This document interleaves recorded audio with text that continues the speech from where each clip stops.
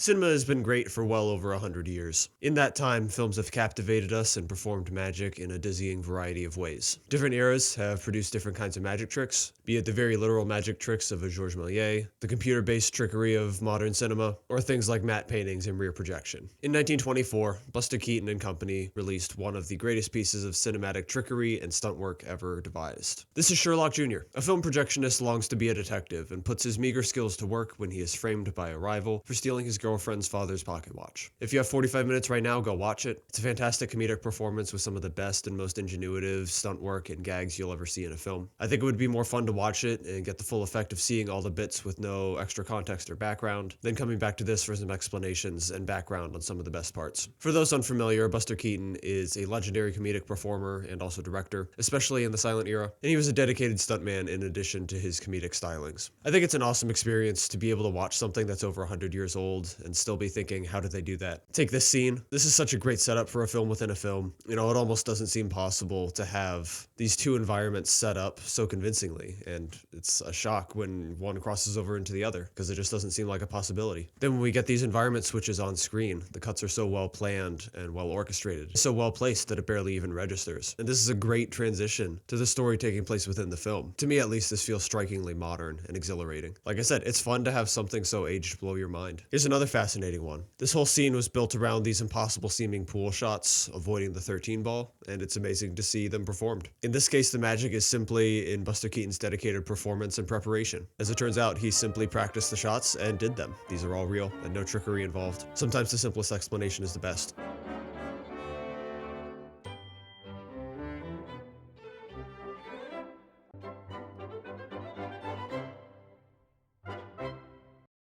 This is another amazing performance one. We've seen an example before with the theater, where something amazing was accomplished with the power of editing, but here no editing is required to have this wild switch on the screen. Keaton dives through the window, through a trunk, and puts on the dress mid-dive. No cuts. He just did it in one shot. I still can't quite believe it. It's amazing to me, but maybe it's a practice trick for vaudeville performers, and vaudeville was Keaton's background. I also love the directorial decision to have this dissolve to looking through this wall, because it's just like showing off a little bit for the camera that this was actually done in one fluid motion. And this next one is maybe the most impressive thing in the film.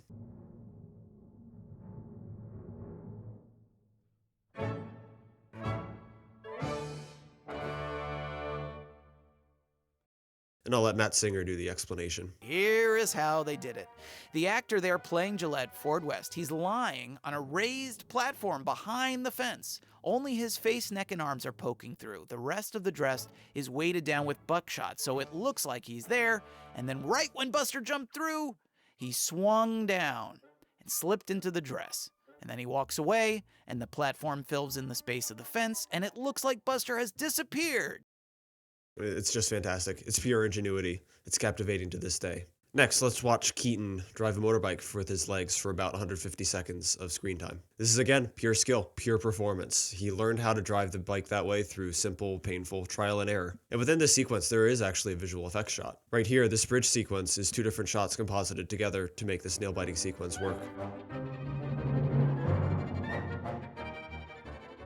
For this portion of the ride, they orchestrated this close call by shooting the scene in reverse. It's a little bit funky, but part of that is due to the camera being undercranked and the footage being sped up. But I think that has a great effect, actually, because the extra motion going so faster and things looking so bumpy gives, to me at least, the illusion of more speed. So, if anything, I think this combination of techniques makes the sequence even more nail-biting. And then to cap off this section of bike riding, we get this beautiful shotgun dropkick through the wall to finish off this one villain. So these are my favorite bits from the film. I know I haven't really mentioned the story much or anything like that, but it's no slight to those qualities of the film. I just wanted to focus on the fact that this film is working with the technical abilities and limitations of its time, and it still fascinates over 100 years later. And I think that's joyous. I think when you stack that joy on top of a silly detective story, great comedy, a romance, a bit of wish fulfillment, you get something timeless like this, and it's perhaps the greatest detective story ever put to screen. There is some amount of almost like fetishization of practical effects over digital, over computer generated stuff. And I always am tempted to push back on that a little bit because,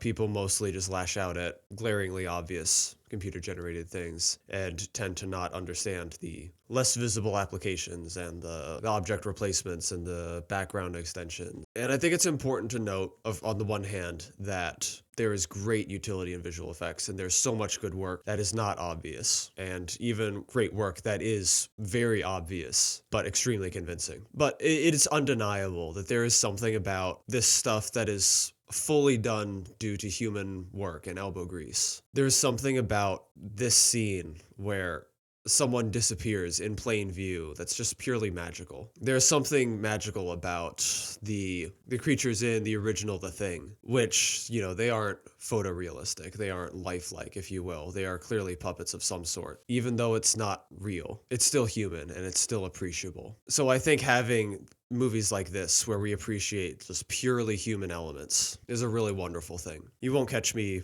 dissing visual effects shots, unless they're, of course, egregious. I am worried about Hope. But I think there is something beautiful about a film like this. I think knowing that the effort went in at the time and that everything is right there in front of you and you just have to figure it out is an awesome little puzzle.